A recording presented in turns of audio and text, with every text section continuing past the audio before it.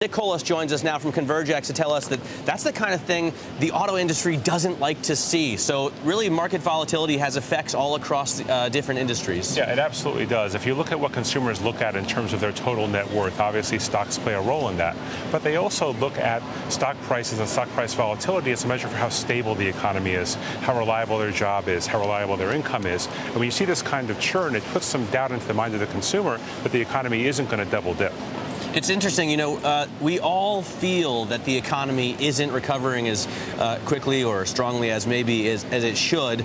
I thought, though, that the auto industry was coming back relatively quickly, and Carol and I both talked to Steve Ratner about it last week. He said I was wrong. Listen to what he had to say.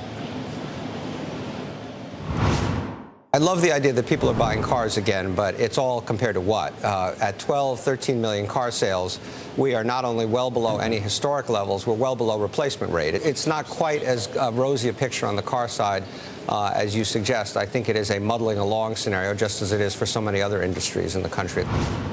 So if anybody knows, it is the former car czar, Steve Ratner there. Really not as good as it looks, even though we bounced back to 12, 13 million a year. Yeah, that's absolutely right. He's got the numbers exactly right. Replacement level demands 15 million units sold every year. We scrapped 15 million, so we should replace with 15 million.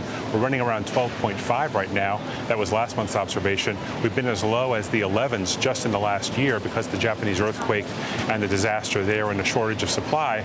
But more importantly, we're coming off a base of 9 million units just in February of 2009 as a run rate. So we are crawling our way back, just as you said, but we're still 2.5 million units short of replacing what we scrapped. You know, Nick, you talked about the market volatility and the impact that it's having on car sales. So if the markets start to settle down, would that mean that we'd start to see car sales improve, or are the problems much, much deeper still in the car industry? Yes, we are going to see, hopefully, a continued slow improvement.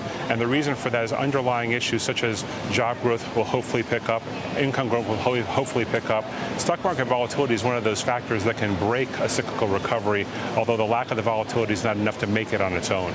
How key is this low interest rate scenario that we see playing out until at least mid-2013 from the Fed? I mean, banks are lending at similar interest rates to buy cars, right? You see 0%, 1% offers all the time. Yeah, for sure. The low interest rate environment is definitely helpful to buying a car. 75% of people who buy a car buy it on time, so that low interest rate definitely helps. What's more important is that banks are willing to lend again.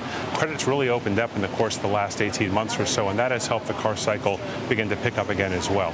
Are you anticipating that we get back to incentives again? We've seen car makers and sellers back off of that strategy, but are you anticipating that that's going to have to come back into play here? And of course, that will lead into their margins. Yeah, that was the subject of a lot of conversation between analysts and management on the last sales call. And the question really is, as the Japanese want to come back and increase their market share, coming off of a very tough past couple of months with lack of supply, will the Japanese raise incentives and will the domestic companies be forced to go along? It looks like that is going to be part of the dynamic. We'll just have to wait and see how much that is. You know, you are really a markets guy, portfolio manager, former hedge fund guy.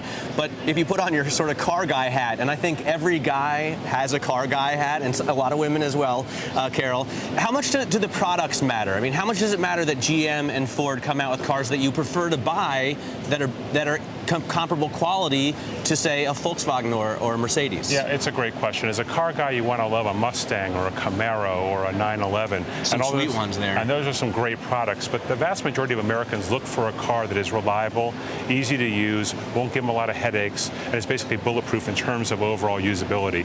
So for most Americans, they look at it as more of an appliance than as an object of real desire. Are we building good appliances then? I mean, I tell you, I have a Chevy Tahoe, which I love, but it's kind of flimsy in some places. I test drove Volkswagen Touareg last week in Germany. Solid quality. I mean, why don't we match up to that?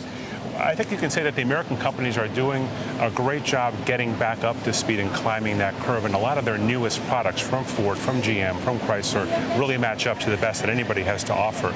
But it's going to take time for those companies to really move the needle in terms of customer appreciation of that fact. It's going to take another decade at least. Another decade. All right. Hey, Nick, thanks so much for joining us. Nicholas Colas from ConvergEx. Always fun to read your notes. We are going to